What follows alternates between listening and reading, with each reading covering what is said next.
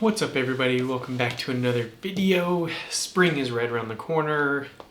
If you're not familiar, this is 0 Mile ADV, a true beginner's guide to adventure motorcycling from an actual beginner's perspective, although I'm a couple years now in. So this video I'm going to talk all about what do the what don't new riders know that experienced riders know that eventually you will learn, and I'm still trying to learn.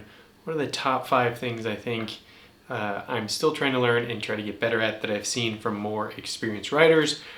But first, if you've been following the channel, you know that we are working on producing 0 Mile ADV apparel, and we're trying to make basically actually stylish and wearable clothes for adventure and dual sport riders, so it doesn't look like you just came off the racetrack, and B, still provide some slide and abrasion protection without all the bulk of the pads and all of that stuff.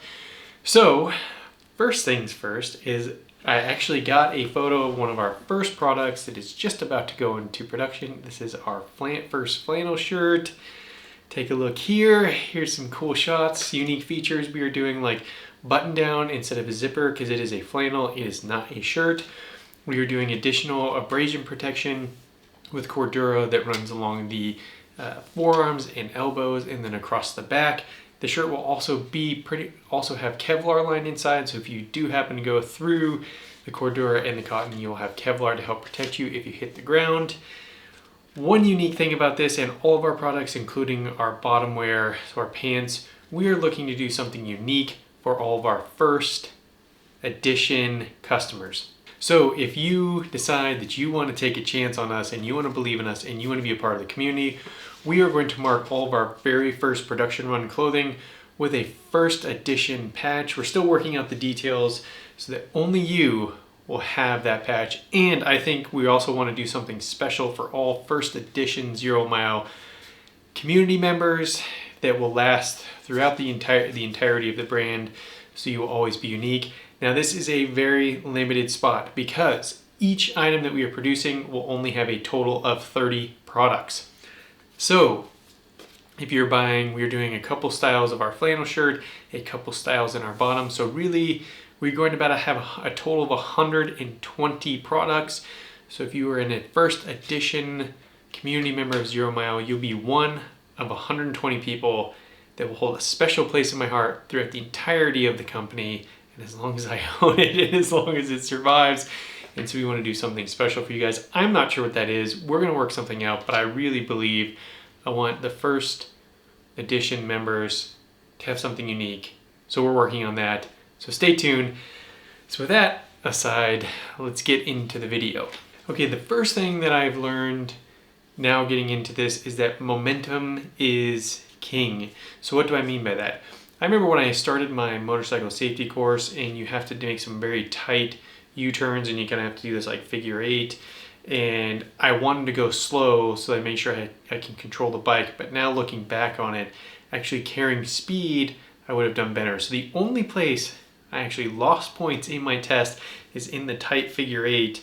I was in the tight figure 8 is that I had put my foot down, and so I got deduct points. So I got like a 99 out of 100 or whatever because I had one mistake in carrying my license. But in there it was like I was trying to go slow because I was afraid I was going to dump the bike, but really I should have went faster because the bike would have leaned, it would have gripped, and I would have whipped through it. So I think momentum is king. This is really in all things.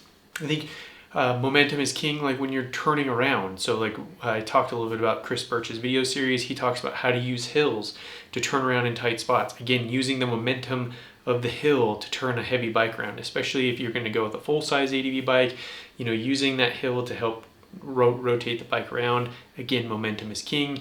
If you're on the street, like one of the things I struggled with first is like a tight right-hand corner, because you know it's tighter than going left, right? Like turning across traffic.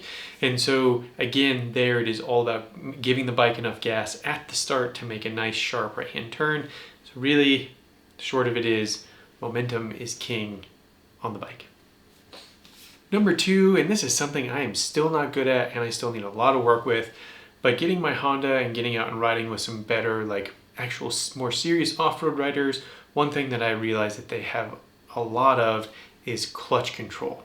And I am so used to dumping power with just the throttle, rather than using the clutch. And a lot of like really good off-road riders that I have ridden with that are on dual sports, and like when I've done any single track, they are good at like dumping power with the clutch, or you keeping the throttle the same but modulating the clutch to get like the right amount of power.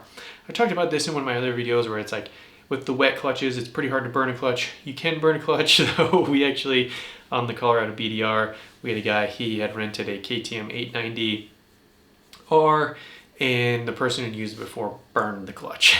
So you can burn them out, but it is harder with a wet clutch.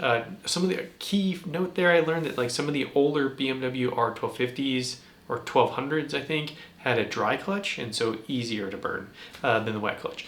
But one thing I've noticed with a lot, again, is like just modulating power with the clutch as opposed to just dumping gas with the throttle and having that control, because there's a lot more finer control in the power delivery with the clutch versus just dumping with your hand. Something I'm still not good at all. It just doesn't come natural.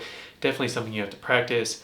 I'm working on it. If you have any tips, leave a comment below. What are some good drills or things I can do to get better at working and modulating power with the clutch versus just dumping power with the throttle? Number 3, this one may seem silly, but for me, it was something I thought that you don't do, and it was like a big no-no, and that is dropping the bike. That I think with experienced riders, like dropping the bike is expected, especially if you're having fun and trying some technical stuff, and dropping the bike becomes a bit of a skill. And the guys that like are experienced and they're trying technical stuff, like they know how to like, oh, I'm getting out of it. They know how to basically evacuate so the bike doesn't land on them, potentially break an ankle, etc. So you don't have to use all the protection in those motocross boots. I have dumped my bike a lot, so I feel like I'm getting good at that skill of like getting away from the bike. I also mountain bike, and so I always wreck in like the stupidest, slowest places, and so I'm pretty good at ejecting, and so those skills kind of came a little bit more naturally to me. But when I first got my bike, I was like, I'm never dropping it. Like, I'm not going to drop it. You know, and everybody's like, oh, you're going to drop it at some point. And I thought like, well, experienced riders just don't drop the bike. Like, they're good. No, experienced riders do drop the bike. They just do it in a certain way that's actually good. So like the bike may hit the ground, may get some scratches, but like they don't get hurt, and they expect it, and they know how to drop it properly and pick it up. So it's not a problem. I think that's the biggest thing, probably mostly for my ego, is dropping the bike. Have you gotten over dropping your bike thing? Are you still worried about it? Let me know. Number 4, this is something also, shout out to Chip. Chip, if you're watching, haven't talked to you in a while. I hope you're doing well. But you know, this is something Chip had told me when we were doing the Colorado BDR. Chip is an amazing rider. He rides a KTM 1290 Super Adventure R. He also has a BMW 1250. So like I'm kind of jealous. He has 2 like awesome full-size ATV bikes, but super experienced rider, really, really good. Hope I get to ride with him again. So Chip, if you're watching, hope we get to ride again sometime. However, Chip told me when we were talking, because I think it was like the first day of the Colorado BDR, it was a lot of like marble roads, if that makes sense, right? So it was like hard packed dirt with a bunch of marbles, and so the bike was just kind of all over the place, and it was very unstable. However, good riders like Chip and other riders, what Chip said to me is like, if you don't like that, you better find something else to do, because this is a lot of the BDR. And he's right. And what I realized is good riders are really stable with instability. So there's a lot of stability in instability. They know that with the right tires on the bike is going to want to try to track upright within limits. The bike will not, you can't go 900 miles an hour around a corner on gravel and expect it to hold. You might wash out, probably going to wreck. But if you're riding within reasonable limits, you're riding safe, the bike will want to stay up, but it's going to feel super unstable. And I remember the first time I got my KTM 1290 Super Adventure S, and I had like the 80/20 tires, and there's an old highway that goes out from Colorado out across to Utah, and it's the old I-70 loop, so it's like where I-70 used to be, but it's no longer there. And so like the main pavement road it has a bunch of potholes in it, not very well maintained. And then once you cross the Utah border, which is literally just like a spray painted sign that says Utah, that's how you know you're in Utah, it is dirt.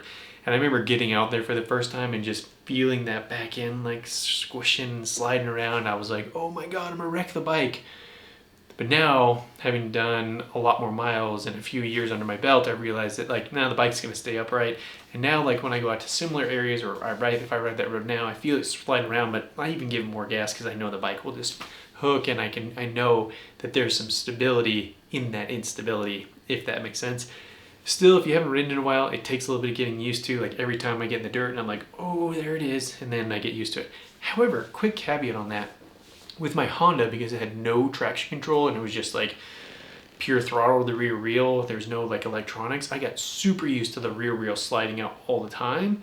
And then when I went to like the Tiger or my other bikes, and then with like the traction control, it felt weird like not having it slide around, and I actually preferred it with more slippage, if that makes sense, because I had ridden the Honda so much, I was used to that feeling, and I felt like I had more control over the bike, so it kind of turned all of the traction control stuff off. So that was a bit unique, like kind of going to the complete opposite side of the spectrum. So yeah, a lot of stability in the instability.